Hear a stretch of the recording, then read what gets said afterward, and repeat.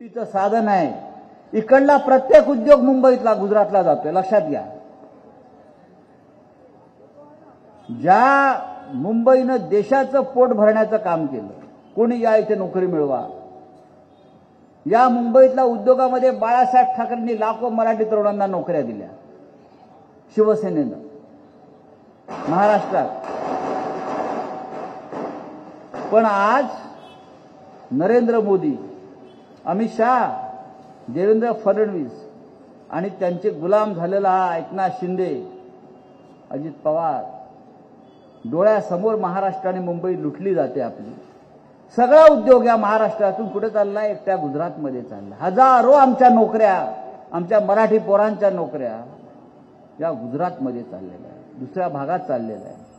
आणि आम्ही हात चोळत आमचं सरकार बसलेलं आहे, कारण गुलामांचं सरकार,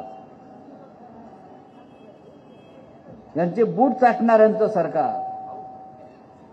त्यांनी बसवून ही लूट चालू ठेवली आहे। हे जर आपल्याला थांबवायचं असेल, संपवायचं असेल, तर मतदान करताना महाराष्ट्राचा विचार केला पाहिजे। मी अनेक निवडणुकी भाषणात सांगतोय, आदित्य ठाकरे उभे नाहीयेत, निवडणुकीला महाराष्ट्र उभा आहे। आपला लक्षात घ्या, महाराष्ट्र उभा आहे।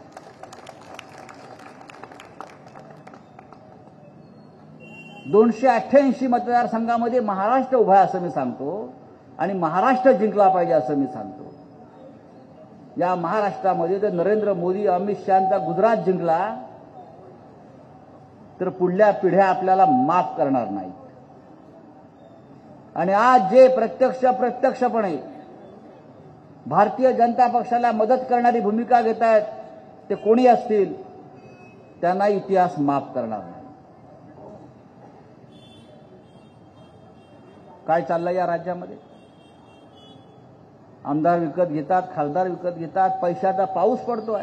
कुठून येतोय पैसा? लुटीचा पैसा, भ्रष्टाचाराचा पैसा, आणि त्याच पैशातून राजकारण। या आमच्या भगिनी बसलेल्या आहेत,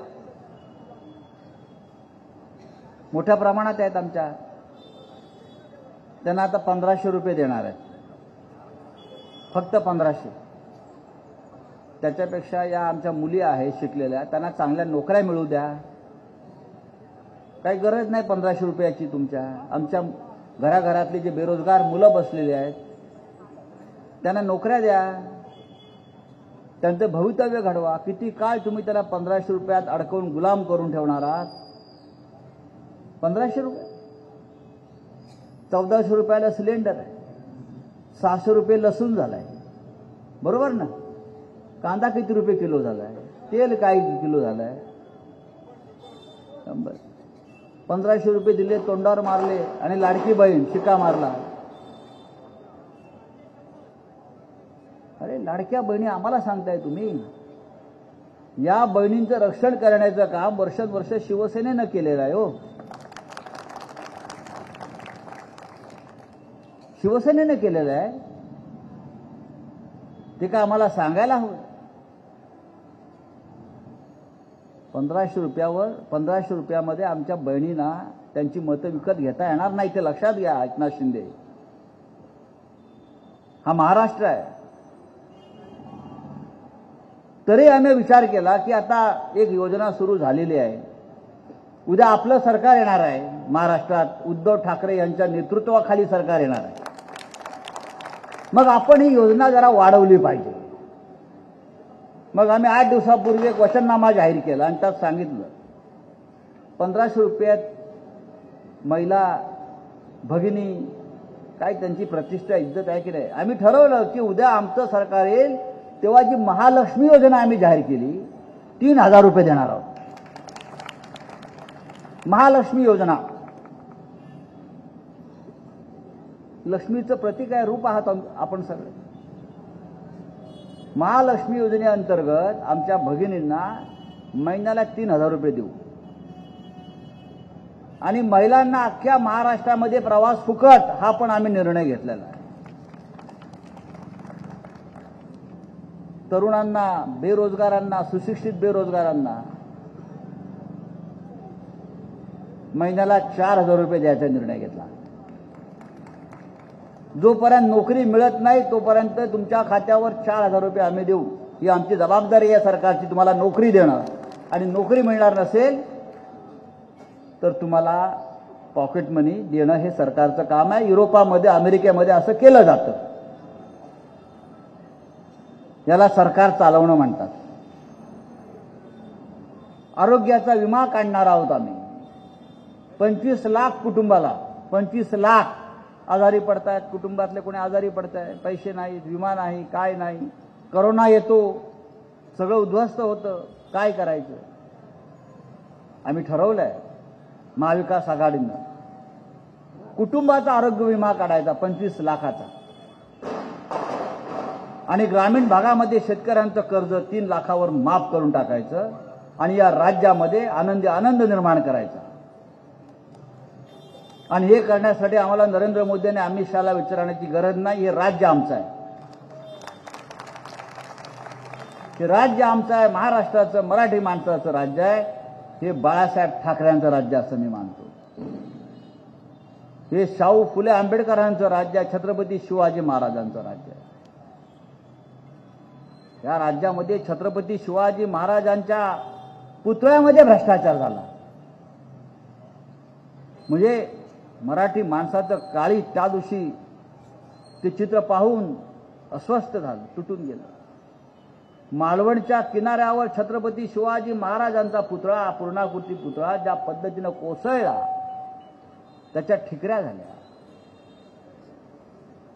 जे या महाराष्ट्राच्या शत्रूला जमलं नाही, मोगलांना जमलं नाही, ते भारतीय जनता पक्षाने करून दाखवलं. बघा,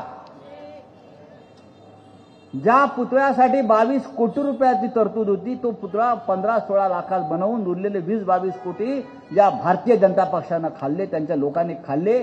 शिवाजी महाराजांच्या नावावर पैसे खाल्ले. आणि हे आम्हाला महाराष्ट्र शिकवतात. महाराष्ट्र काय आहे. काल शिवतीर्थावर शिवाजी पार्कला पाहिलं, नरेंद्र मोदी आले प्रधानमंत्री. मगाशी आपण सचिन भाऊ सांगितलं, आमच्या 1.5 2 लाखाच्या सभा होतात उद्धव ठाकरे साहेबांच्या, बाळासाहेबांच्या. काल प्रधानमंत्री नरेंद्र मोदींना 5,000 लोक जमले नाहीत. 1 लाख खुर्च्या रिकाम्या. यापुढे त्यांची अवस्था यापेक्षा कठीण होणार आहे या राज्यामध्ये. 23 तारखेनंतर या राज्यात काय होतंय ते आपण पहा. आता जिंकण्यासाठी काय करतायत ते योगी आदित्यनाथ तिकडून आणला इथे. त्याला सांगायला पाहिजे मुंबईतली हवा फार तेज आहे, लुंगी उडून जाईल तुझी. यहाँ की हवा बहुत तेज चलती है योगी जी, आमच्या नादाला लागू नका. घोषणा काय त्याची, तो बटेंगे तो कटेंगे. अरे काय कटेंगे, काय बटेंगे. हा महाराष्ट्र एक आहे, तो बटेंगे बिटेंगे नाही इकडे. हा एक महाराष्ट्र, आम्ही सगळे एक आहोत. ना बटेंगे ना कटेंगे. 23 तारीख को भारतीय जनता पक्षा को ही काटेंगे, फटेंगे उनकी. देखो उनकी पूरी तरह से 23 तारीख को फटने वाली है. आम्हाला सांगतोय महाराष्ट्रात, तिकडे तुझं राज्य बघ ना बाबा, आम्हाला काय सांगतो तू. मोदी सांगतात एक है तो सेफ है. तू आम्हाला सेफ ठेवणार. तुझ्यामुळे देश अनसेफ झालेला आहे. तिकडे लडाखमध्ये चीनचं सैन्य घुसलंय, काश्मीरमध्ये अर्ध पाकिस्तान घुसलाय, मणिपूरमध्ये तिकड्या देशाचा शत्रू घुसलाय. अख्खा देश तुमच्यामुळे अनसेफ आहे. आणि आम्हाला महाराष्ट्रात सांगताय एक है तो सेफ है. जोपर्यंत शिवसेना या महाराष्ट्रामध्ये आहे, मशाल आहे, तोपर्यंत महाराष्ट्र सेफ आणि सेफच राहील. 23 तारखेनंतर महाराष्ट्रात तुम्ही अनसेफ होणार आहात. तुम्हाला पळून जावं लागणार आहे. त्या मोदीचं काय घेऊन बसलं. उद्या प्रचार झाल्याबरोबर तो जाणार आहे ब्राझीलला, परदेशात. ब्राझीलवरून जाणार आहे इटलीला, इटलीवरून जाणार आहे मेक्सिकोला. मोठा दौरा आलाय त्यांचा. अख्खा जग फिरतोय, इथे आलो की प्रचार करतो. देशाचं काम कधी करतो हा माणूस. प्रधानमंत्री म्हणून या जबाबदाऱ्या आहेत, काही कर्तव्य आहेत. पार पडावे लागतात, या लोकांचे प्रश्न सोडवावे लागतात, गोरगरिबांचे प्रश्न सोडवावे लागतात. त्याच्यावर कधी बोलताना पाहिलं तुम्ही नरेंद्र मोदीला, अमित शहाला? कधी बोललाय महागाईवर? कधी बोललाय गरिबांच्या प्रश्नावर? कधी बोललाय बेरोजगारीवर? कधी बोललाय का? ऐकलं का तुम्ही? मग प्रधानमंत्री या महाराष्ट्रामध्ये येतात कशा करता? काय काम आहे त्यांचं या महाराष्ट्रामध्ये? ताबडतोब ब्राझीलला चाललेले आहेत फिरायला. जनतेचा पैसा, जनतेचं विमान, सगळं जनतेचं, आमचा तिजोऱ्या रिकाम्या करायचा आणि जगात फिरत बसायचं. त्या ट्रम्पला मिठी मार, मग याला मिठी मार, मग त्याला मिठी मार. जणू काय ट्रम्प ह्यांच्यामुळे जिंकला. ट्रम्प यांच्यामुळे जिंकला. ते कमलाबाई हारली तिकडली ती.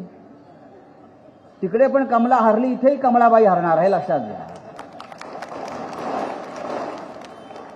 तेव्हा मित्रांनो, ही निवडणूक आपल्या सगळ्यांसाठी अत्यंत महत्वाची आहे. सगळ्यांसाठी. आदित्य ठाकरे तर जिंकतीलच हो, फार मोठ्या मताधिक्याने जिंकतील, विक्रमी मताधिक्याने जिंकतील, त्याच्याविषयी माझ्या मनात चिंता नाही आहे. पण संपूर्ण या राज्यामध्ये आपल्या महाराष्ट्राचा विजय व्हायला पाहिजे. मराठी माणसाची जी मान आहे ती ताठ राहिली पाहिजे. आणि ती ताठ ठेवायची असेल तर उद्धव ठाकरे या राज्याचे मुख्यमंत्री झाले पाहिजे. ही भावना प्रत्येकाच्या मनामध्ये या मशालीप्रमाणे पेटत राहिली पाहिजे. आग आहे, जो अपमान झालाय आमचा नेत्याचा, जो अपमान झालाय शिवसेनेचा, महाराष्ट्राचा, ही मशालीची आग आपल्या हृदयामध्ये पेटत राहिली पाहिजे. सूड घेतला पाहिजे, सूड. ही भावना आपल्या मनामध्ये पाहिजे की मी माझ्या महाराष्ट्राचा अपमानाचा सूड घेऊन बदला घेईन. आणि महाराष्ट्रातला मराठी माणूस एकदा पेटून उठला की त्याला शांत करणं, विझवणं फार कठीण असतं. एकतर तो पेटत नाही आणि पेटला तर विझत नाही. हा इतिहास आहे. महाराष्ट्र निर्माण करताना आम्ही 106 हुतात्मे दिले आहेत. नवीन मुलांना माहीत नसेल, हा महाराष्ट्र का आकाशातून पडलेला नाहीये. 106 लोकांनी प्राण दिले त्यासाठी. 5 वर्ष हे इथे या महाराष्ट्रात संघर्ष चालू होता. जाऊन पहा त्या फ्लोरा फाउंटनला, फोर्टला हुतात्म्यांचं स्मारक आहे, त्याचा पण हातामध्ये मशाल आहे ना. त्याच्यामध्ये आपल्या या भागातले गिरणी कामगार असतील, मी सांगतो कष्टकरी असतील. शिवसेनेच्या स्थापनेनंतर बेळगाव, कारवार महाराष्ट्रात यावं म्हणून आम्ही एकूण 70 शिवसैनिकांनी बलिदान केलेलं या मुंबईमध्ये, त्या आसपास, या गल्लीमध्ये, त्या पुढच्या गल्लीमध्ये सुद्धा. अशी ही शिवसेना आहे. ही शिवसेना काय मोदी शहापुढे झुकणार आहे का, वाकणार आहे का? तुम्हाला गाडू आम्ही या महाराष्ट्रामध्ये. हा शिवाजी महाराजांचा महाराष्ट्र. हे लक्षात घेतलं पाहिजे. आपला इतिहास आपण लक्षात घेतला पाहिजे. आणि उद्याची निवडणूक त्या दृष्टीनं आपण लढायला पाहिजे. मोदी शहा येतील आणि जातील, महाराष्ट्र राहणार आहे, लक्षात घ्या. पण कोणत्याही व्यापाऱ्याच्या हातामध्ये राज्य जाता कामा नये. कोणालाही हे राज्य मराठी माणसाच्या हातातच राहिला पाहिजे, यासाठी ही निवडणूक आहे. शरद पवार साहेबांसारखा नेता ज्याने या राज्याला एक ओळख दिली राष्ट्रीय पातळीवर, त्यांचा पक्ष फोडला, शिवसेना फोडली, निवडणूक आयोग, न्यायालय गुलाम करून टाकली, विकत घेतली सगळी. मग राहिलं काय या देशामध्ये? पार्लमेंट विकत घेतले, खासदार विकत घेतले. हे सगळं आम्ही बदलून टाकू आणि त्यासाठी किंमत मोजायची आमची तयारी आहे. काय करणार? तुरुंगात टाकाल ना, बाकी काय करणार आहात? तयारी आहे आमची. तुरुंगाच्या भिंती किती काळ आम्हाला बंद करून ठेवणार आहे? आम्ही लाचार नाही आहोत, लोचट नाही आहोत. आम्ही या राज्याचं देणं लागतो, कारण या महाराष्ट्राने आम्हाला भरपूर दिलेलं आहे, ओळख दिली, प्रतिष्ठा दिली. तेव्हा या संधींमधल्या माझ्या सर्व बांधवांना मी सांगेन, आपण जिथे आहात तिथे महाविकास आघाडीचं, मशालीचं काम करा.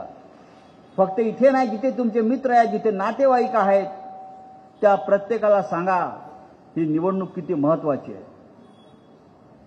आणि आदित्य ठाकरे यांच्याबरोबर महाविकास आघाडीचा प्रत्येक उमेदवार आपल्या आसपास जिंकून येईल यासाठी आपण प्रयत्न केले पाहिजेत. आणि मला खात्री आहे की आपण सगळे त्या एका जिद्दीनं ईर्षेने पेटून उठू आणि या महाराष्ट्राच्या रक्षणासाठी स्वाभिमानासाठी महाविकास आघाडीला आपण विजयी कराल. जय हिंद, जय महाराष्ट्र.